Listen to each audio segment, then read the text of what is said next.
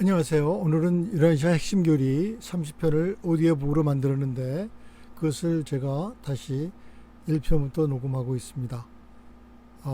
오늘은 제4편 하늘왕국이라는 제목으로 말씀을 드리겠습니다. 서기 30년 3월 11일 토요일 오후였습니다. 펠라의 언덕에 사람들이 모였습니다. 그날 예수는 공개 사역의 마지막 설교를 하셨습니다.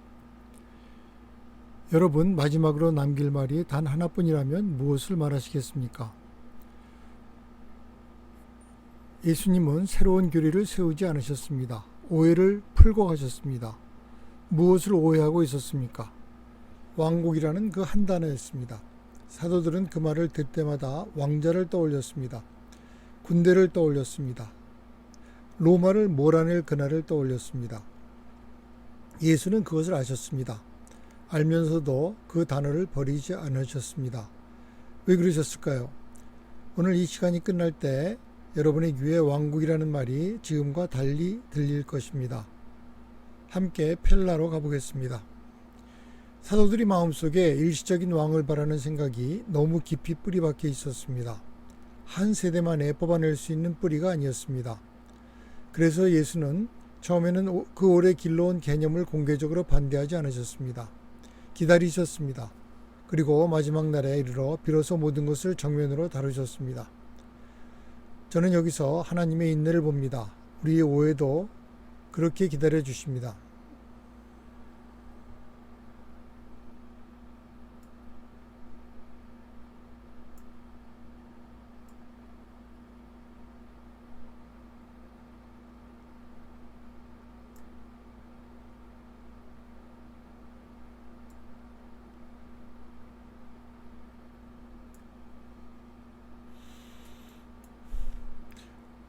앞으로 20개의 주제를 지나가겠습니다. 그러나 겁내지 마십시오. 결론은 하나입니다. 왕국은 너희 안에 있다.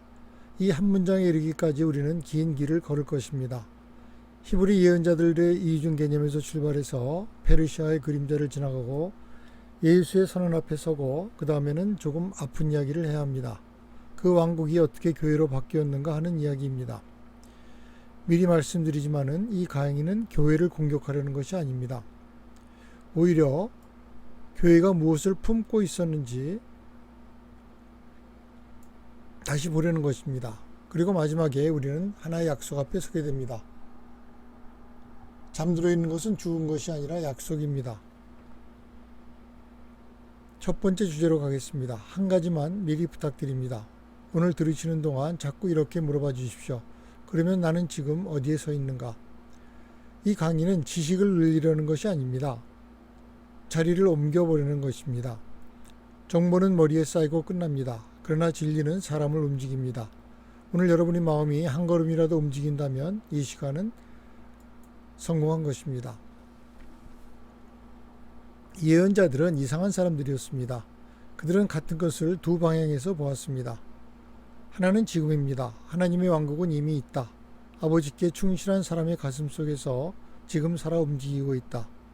또 하나는 아직입니다. 메시아가 오실 때 비로소 온전히 이루어질 것이다. 여러분, 이 둘이 모순으로 들리십니까? 그러나 우리 신앙이 바로 그렇지 않습니까? 우리는 이미 용서받았다고 믿으면서도 아직 온전해지기를 기다립니다. 이미 아버지의 자녀이면서 아직 자녀답게 살지 못합니다. 세례자 요한은 이 가운데 뒤쪽만 붙들었습니다. 도끼가 나무 뿌리에 놓였다고 외쳤습니다. 틀린 말이 아니었습니다. 다만 그것은 절반이었습니다. 예수님은 처음부터 둘 다 가르치셨습니다.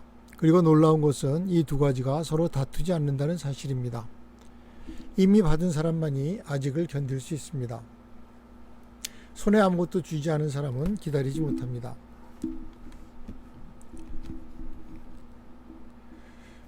오늘 여러분의 삶에 아직 이루어지지 않은 것이 있습니까? 그것 때문에 이미 주신 것을 잊지는 마십시오. 그들을 함께 붙드는 것이 예언자의 눈입니다. 한 단어가 네 사람의 귀에 네 가지로 들렸습니다. 유대인에게 왕국은 이스라엘의 회복이었습니다. 페르시아 사람에게는 세상 끝에서 선이 악을 이기는 마지막 전쟁이었습니다. 후기 유대 묵시가들에게는 하늘에서 통째로 내려오는 기적의 나라였습니다. 예수에게는 여러분 안에 있는 것이었습니다. 생각해 보십시오. 이렇게 어지러운 단어를 왜 굳이 쓰셨을까요? 더 깨끗한 말을 고르시지 않고 말입니다. 저는 여기서 예수님의 방식을 봅니다. 그분은 사람들의 언어를 버리지 않으셨습니다. 그 언어 안으로 들어가셔서 안에서부터 뜻을 바꾸셨습니다. 우리도 그래야 하지 않겠습니까? 익숙한 말을 버리는 것이 아니라 그 말에 새 생명을 불어넣는 것입니다. 예수는 이 왕국 개념을 쓰기로 하시면서 유대교와 페르시아 종교 양쪽의 가장 핵심적인 무르익은 유산을 함께 취하셨습니다. 버리지 않고 품어서 높이신 것입니다. 여러분 곁에도 낡아 보이는 말들이 있을 것입니다. 은혜, 회개, 구원 다 달아빠진 말 같습니까? 그 말을 버리지 마십시오. 그 안으로 들어가십시오.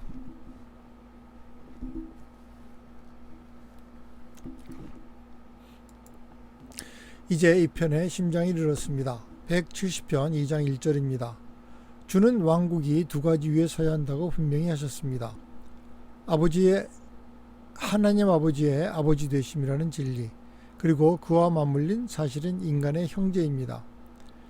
여러분, 이 두 기둥은 따로 세울 수 없습니다.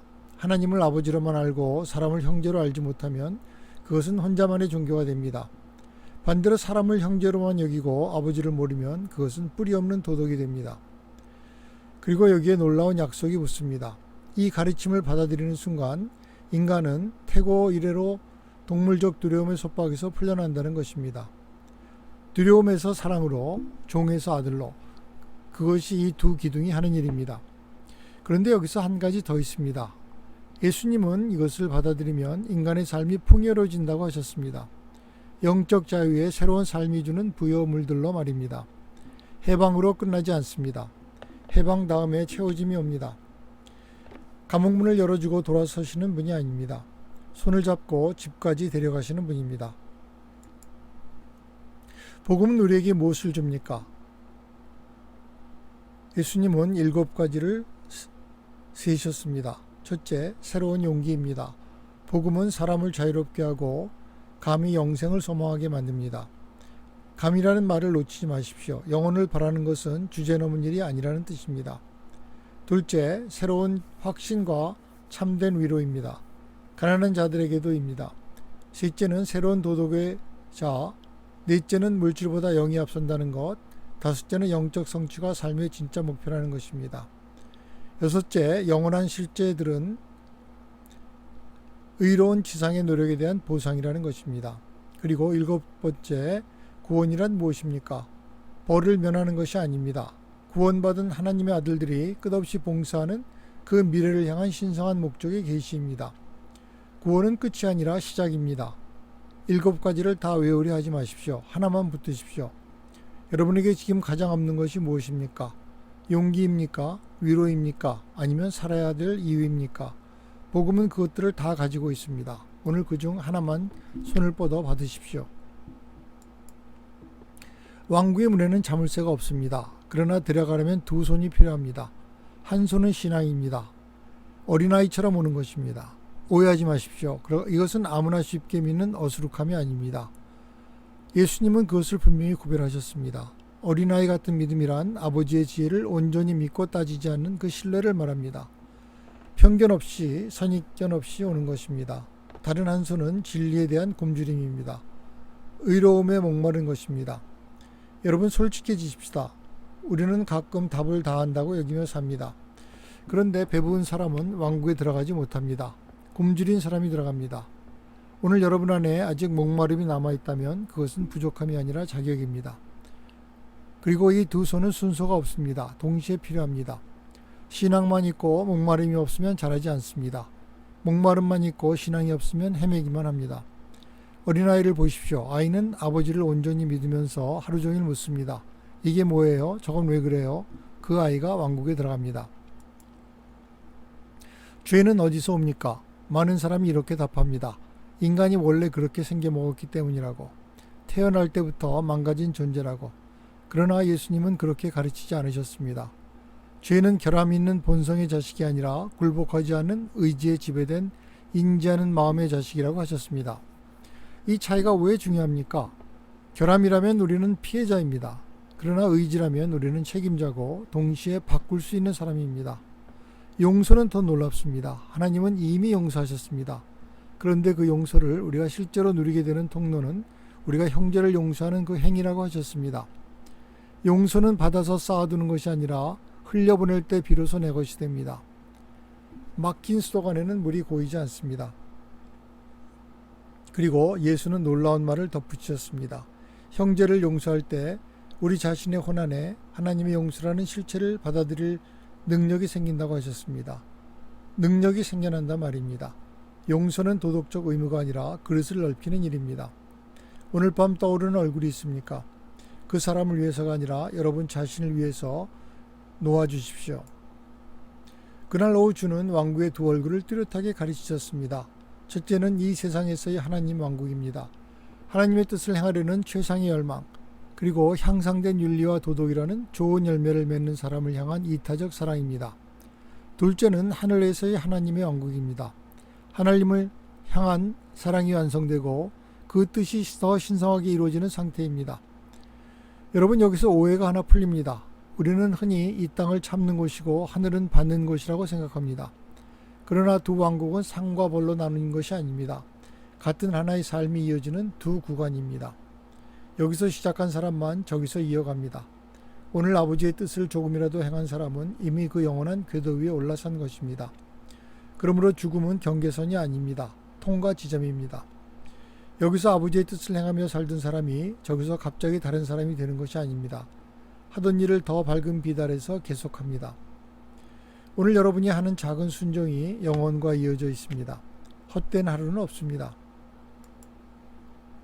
왕국은 한 겹이 아닙니다. 예수는 그날 5단계를 짚으셨습니다. 첫째는 한 사람의 속입니다. 아버지와 나 사이의 개인적이고 내적인 영적 삶입니다.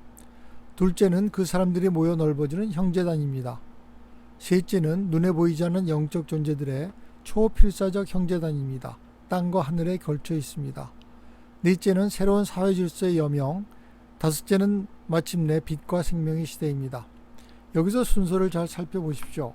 사회가 먼저 바뀌고 사람이 바뀌는 것이 아닙니다.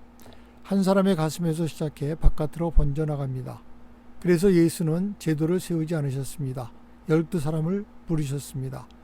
여러분이 오늘 조금만 달라지면 5째 단계가 그만큼 앞당겨집니다. 과장이 아닙니다. 이것이 왕국이 자라는 방식입니다. 그리고 셋째 단계를 보십시오. 보이지 않는 영적 존재들의 형제단이 땅과 하늘에 걸쳐 있다고 했습니다. 여러분은 혼자 싸우고 계신 것이 아닙니다. 지금 이 순간에도 보이지 않는 동료들이 같은 방향으로 일하고 있습니다. 외로우실 때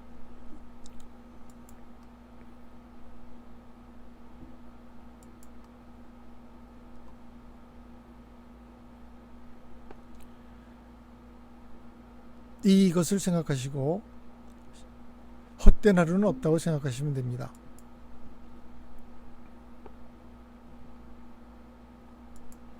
주는 복음의 핵심 특징 5가지를 힘주어 말씀하셨습니다. 첫째, 개인이 앞선다는 것입니다.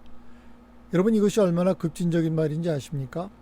그 시대는 민족이 전부인 시대였습니다. 그런데 예수님은 왕국이 민족이나 제도가 아니라 한 사람에게서 시작한다고 하셨습니다.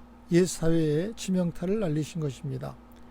둘째, 사람의 체험을 결정하는 것은 의지라는 것입니다. 왕국의 삶은 강요되지 않습니다. 선택됩니다. 셋째는 아버지와의 영적 친교, 그리고 넷째는 사람을 사랑으로 섬길 때 오는 최상의 만족입니다.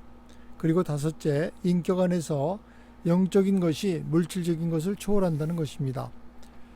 물질이 실제하지 않는다는 것이 아닙니다. 다만 2차적입니다.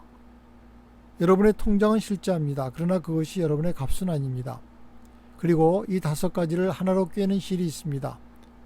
전부 사람에 관한 것이라는 점입니다. 조직도 아니고 건물도 아니고 예산도 아닙니다. 예수의 복음은 한 사람에게서 시작해서 한 사람에게로 갑니다. 여러분이 오늘 만나실 한 사람이 곧 왕국의 현장입니다. 오늘날 가장 오해받는 대목입니다. 예수님은 도덕이나 윤리 그 자체에는 결코 관심을 두지 않으셨습니다. 놀랍습니까? 그러나 사실입니다. 그분이 온전히 관심을 두신 것은 아버지와의 내적이고 영적인 친교였습니다. 그리고 친교는 반드시 확실하게 사람을 향한 사랑의 봉사로 흘러나옵니다. 예수는 종교를 원인으로 윤리를 결과로 가르치셨습니다. 이 순서를 뒤집으면 어떻게 됩니까? 착해지려고 애쓰는 종교가 됩니다. 그리고 그것은 반드시 지칩니다. 뿌리 없이 열매를 맺으려는 것이기 때문입니다. 행위의 의로움은 동기로 헤아려집니다. 그래서 가장 높은 형태의 선은 무의식적입니다.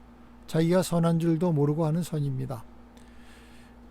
여러분, 오늘 착해지려 애쓰지 마십시오. 먼저 아버지와 가까워지십시오. 열매는 저절로 옵니다. 그리고 본문은 한 문장을 더합니다. 왕국의 종교는 아무도 자기 안에만 담아둘 수 없는 진정한 개인 체험이라고. 담아둘 수 없습니다. 흘러나옵니다. 진짜인지 아닌지 알고 싶으십니까? 그러면 물어보십시오. 이것이 내 손과 발로 나가고 있는가? 나가지 않는다면 아직 도착하지 않은 것입니다. 놀라운 사실을 하나 말씀드리겠습니다. 예수님은 왕국이라는 말을 버리고 싶어 하셨습니다. 그날 그분은 간절히 설득하셨습니다. 하나님의 왕국이라는 용어 대신 더 실질적인 동의어인 하나님의 뜻을 쓰라고 말입니다. 그리고 실패하셨습니다. 본문은 그렇게 적고 있습니다. 그러나 성공하지 못했다고.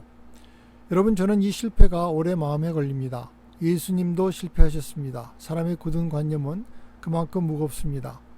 그분이 원하신 그림은 이것이었습니다. 왕과 신하가 아니라 아버지와 가족, 명령과 복종이 아니라 기쁘고 자발적인 봉사. 나라가 임하시며 뜻이 이루어지이다. 이 두 구절은 두 개의 기도가 아닙니다. 예수님의 마음에는 하나의 기도였습니다. 오늘 우리가 그 실패를 조금이라도 만회할 수 있겠습니까? 그래서 예수님은 왕국을 대신할 여러 이름을 계속 찾으셨습니다. 하나님의 가족, 아버지의 뜻, 하나님의 친구들, 신자들의 교제, 인간의 형제단, 아버지의 우리, 하나님의 자녀들. 이 목록을 천천히 읽어보십시오. 전부 관계의 언어들입니다. 통치의 언어가 하나도 없습니다. 그분이 원하신 것은 다스림이 아니라 가족이었습니다. 씨는 같았습니다. 그런데 땅이 달랐습니다. 유대의 토양에서 예수는 여전히 메시아였습니다. 곧 돌아와 눈에 보이는 나라를 세울 뿐이었습니다. 그 기대가 그분의 가르침을 정치적으로 굽혔습니다. 평생 거부하셨던 바로 그 방향으로 말입니다. 이방의 토양으로 옮겨 심어지자 다른 일이 일어났습니다. 왕국의 메시아가 교회의 구속자가 되었습니다. 여기에 필로의 사상이 보태지고 선과 악을 나누는 페르시아 교리가 보태지고 자연을 영의 그림자로 보는 그리스 관념론이 얹혀졌습니다. 여러분, 이것을 누구의 잘못이라고 쉽게 말하지 맙시다. 옮겨 심으면 흙이 달라지고 흙이 달라지면 열매도 달라집니다. 다만 우리는 물어야 합니다. 지금 내가 믿는 이것은 씨입니까? 흙입니까? 그런데 본문은 여기서도 희망을 놓지 않습니다. 그 대체가 일어난 뒤에도 주가 가르치신 그 하늘 왕국이 언젠가 이 기독교 교회에도 다른 모든 종교와 민족에게도 마침내 모든 개인에게 선포될 것이라고 말합니다. 한 사람도 빠지지 않습니다. 역사가 어긋나서도 목적은 어긋나지 않았습니다. 이제 가장 아픈 대목입니다. 그러나 본문은 놀라울 만큼 공정합니다. 교회의 악은 그 존재가 아니었습니다. 교회가 생긴 것 자체는 잘못이 아닙니다. 오히려 자연스럽고 바람직한 일이었다고 본문은 말합니다. 문제는 다른 데 있었습니다. 교회가 예수의 왕국 개념을 완전히 대체해버렸다는 것입니다. 대체, 이 한 낱말이 전부입니다. 한쪽에는 아버지와 나 사이 살아있는 관계가 있습니다. 지금 신앙으로 들어가는 것입니다. 다만 한쪽에는 제도가 있습니다. 의식으로 들어가는 것입니다. 그래서 본문은 이렇게 못 박습니다. 교회의 회원이 되는 것이 곧 왕국의 친교를 뜻하지는 않는다고. 하나는 영적이고 다른 하나는 주로 사회적입니다. 여러분은 지금 어느 쪽에 속해 계십니까? 그리고 잊지 마십시오. 이 비교는 우리를 정죄하려는 것이 아닙니다. 교회에 계신 분은 부끄러워하지 마십시오. 교회를 떠난 분은 우쭐하지 마십시오. 물어야 할 것은 단 하나입니다. 나는 지금 아버지와 살아있는 관계 안에 있는가? 건물 안에 있어도 그 관계가 있으면 왕국입니다. 건물 밖에 있어도 그 관계가 없으면 왕국이 아닙니다.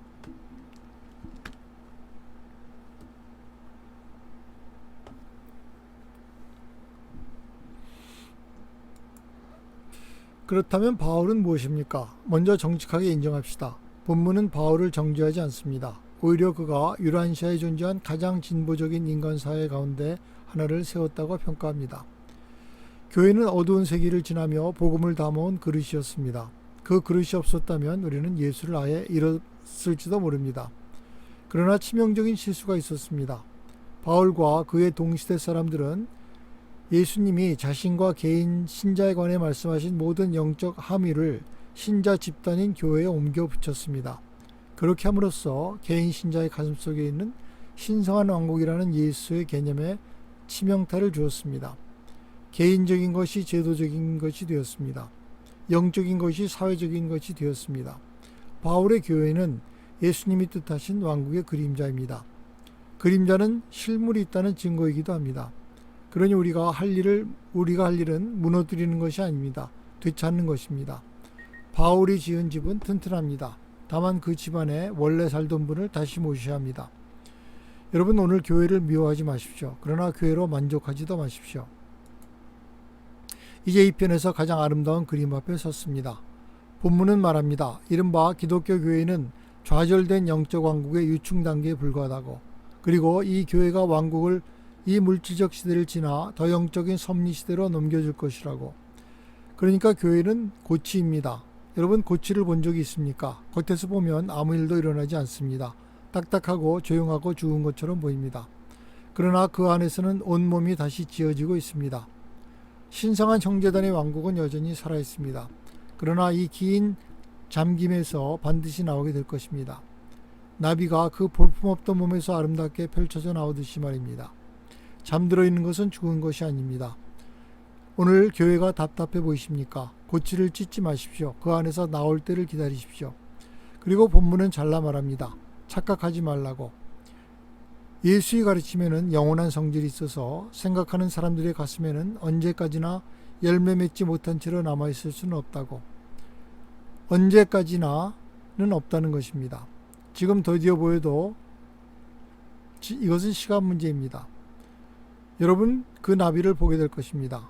어쩌면 여러분이 그 날개의 한 조각일지도 모릅니다. 그러면 언제입니까? 누가 그 일을 합니까? 본문은 이렇게 말합니다. 조만간 또 다른 더 위대한 세례자 요한이 일어나 하나님의 왕국에 가까웠다고 선포할 것이라고. 여러분, 그 사람이 누구일 것 같습니까? 그가 할 일은 분명합니다. 예수의 높은 영적 개념으로 돌아가는 것입니다. 왕국이란 신자의 가슴 속에서 지배하며 초월하는 하나님 아버지의 뜻이라는 그 선포입니다. 그리고 놀라운 단서가 붙습니다. 이 모든 일을 하되 지상의 눈에 보이는 교회나 기대되는 재림을 전혀 언급하지 않은 채 한다는 것입니다. 제도에 기대지 않고 마지막 날의 공포에 기대지 않고 오직 아버지의 뜻 하나로 서는 것입니다. 저는 그 사람이 한 명일 거라고 생각하지 않습니다. 어쩌면 지금 이 자리에 앉아 계신 여러분일 수도 있습니다. 그리고 본문은 무엇이 필요한지도 말합니다. 예수님의 실제 가르침이 되살아나야 한다고 말합니다. 그분에 관한 이야기가 그분의 복음을 거의 밀어내 버렸기 때문입니다. 짧은 시간 안에 그렇게 되었다고 본문은 안타까워합니다. 되돌릴 수 있습니다. 원문이 남아있기 때문입니다. 오늘날 여러분이 이 자리에 앉아 계신 것이 이미 그 되돌림의 시작입니다. 왜 이렇게까지 어긋났을까요? 본문은 세 가지가 원인이라고 그 뿌리를 짚습니다. 첫째, 왕국이라는 개념 자체가 예수와 사도들에 의해 여러 단계로 다듬어져 갔다는 것입니다. 보는 사람이 그 변화를 늘 따라잡지는 못했습니다. 둘째, 초기 기독교가 유대의 토양에서 이방의 토양으로 옮겨 심어지면서 생긴 혼란입니다. 맥락이 바뀌면 뜻도 바뀝니다. 대개는 바뀐 줄도 모른 채 말입니다. 셋째가 가장 아픕니다. 기독교가 예수라는 인격을 중심에 놓고 조직된 종교가 되었다는 것입니다. 왕국의 복음이 점점 더 그분에 관한 종교로 바뀌어 갔습니다. 이 차이를 붙드십시오. 예수가 전한 복음과 예수에 관한 종교는 같은 것이 아닙니다. 우리는 그분을 예배합니다. 마땅히 그래야 됩니다. 그러나 예배하느라 그분이 하신 말씀을 놓쳐서는 안 됩니다. 그리고 본문은 위로도 있지 않습니다. 예수의 복음이 그토록 여러 면을 지녔기에 사람들이 여러 갈래로 나뉜 것이라고. 그 나님은 그분의 견줄 데 없는 생애가 지닌 신성된 하나됨을 알아보지 못한 데서 왔다고 말입니다. 지적인 이해와 해석은 언제나 다를 수 있습니다. 그것은 괜찮습니다. 그러나 영적 형제단이 없는 것은 변명할 수 없다고 본문은 몰수를 박습니다. 생각은 달라도 됩니다. 하지만 형제의 길을 그만두는 것은 안 됩니다. 처음에 드린 질문으로 돌아가겠습니다. 마지막으로 남길 말이 하나뿐이라면 무엇을 말하겠는가? 예수님의 답은 이것이었습니다. 왕국은 너희 안에 있다. 기다릴 것도 자격을 갖출 것도 어디로 갈 것도 없습니다. 지금 신앙으로 돌아갑니다. 두 기둥을 기억하십시오. 하나님의 아버지 되심과 인간의 형제단입니다. 이들은 결코 나뉘지 않습니다. 교회는 고치입니다. 안에 잠든 것은 반드시 나비가 되어서 나올 것입니다. 그리고 본문의 마지막 진단을 잊지 마십시오. 이 세상은 예수의 이 역동적인 사상과 신성한 이상을 아직 한 번도 진지하게, 성실하게, 정직하게 시도해 본 적이 없다는 것입니다. 한 번도입니다. 2000년 동안 말입니다. 여러분, 오늘 한 문장만 가슴에 담아 가십시오. 나에게는 아버지가 계시고 그 나라는 내 안에 있다. 그 한 문장으로 오늘 밤을 사십시오. 집으로 돌아가면서 아무도 여러분이 오늘 무엇을 들었는지 묻지 않을 것입니다. 그래도 괜찮습니다. 왕국은 원래 그렇게 시작합니다. 조용히 안에서 한 사람에게서 겨자씨를 보십시오. 누룩을 보십시오. 아무도 그것이 자라는 소리를 듣지 못합니다. 그러나 자랍니다. 감사합니다.